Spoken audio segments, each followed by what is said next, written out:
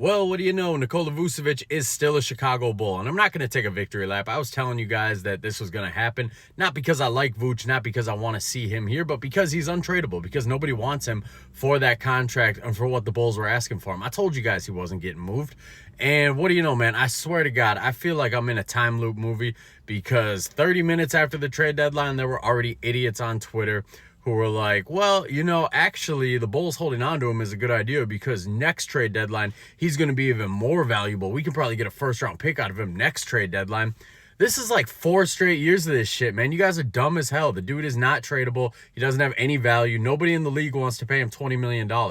Nobody in the league thinks that he makes them that much better. His league-wide nickname is layup line for a reason because he doesn't even offer any resistance on the defensive end. He just lets you have a layup. So let's review the last couple of trade deadlines. So the 21-22 trade deadline. Vucevic at that point, he'd been disappointing. He was the weak link on that Bulls team. He didn't really fit with what we were doing with Lonzo, with Caruso, with LaVine, with DeRozan. We were pushing the pace a little bit more. He was getting left in the dust. He didn't really fit. I understood not trading him at that trade deadline. It was too early to pull the plug on the Nikola Vucevic experiment.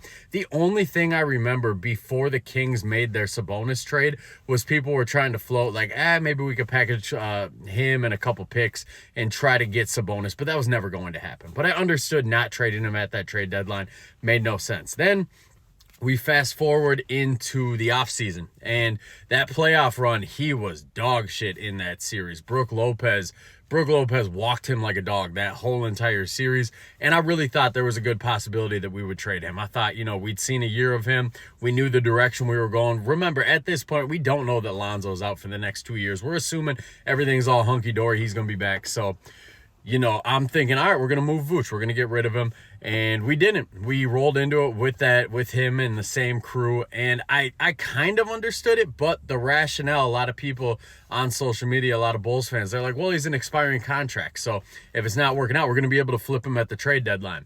And then the trade deadline comes. Can't flip him. Asking price is too high. And instead of getting on AK at that time, people were more focused on not moving off Zach LaVine, and people still had a little bit of hope for a playoff push. And they were saying, well, the value wasn't there. We can't just give Nikola Vucevic away. All right, whatever. And then he plays horribly. He plays horribly down the stretch in that play-in game where they got eliminated. He was dog shit in that game. And I assumed the Vooch era was done. I was like, all right, we're not going to re-sign him. It's cool.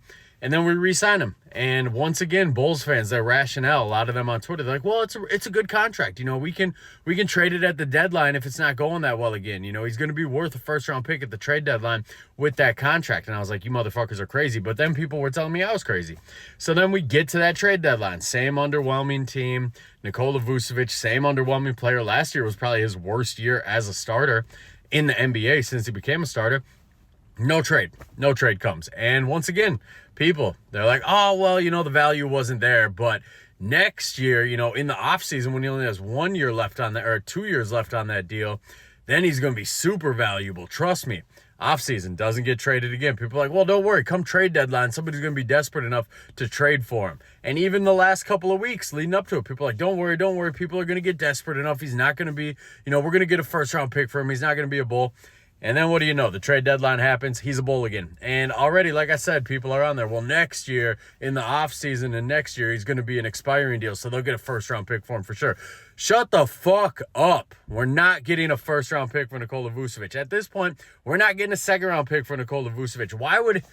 Just use logic, guys. 1, he's 34 years old. He's going to be 35 years old when the season starts next year.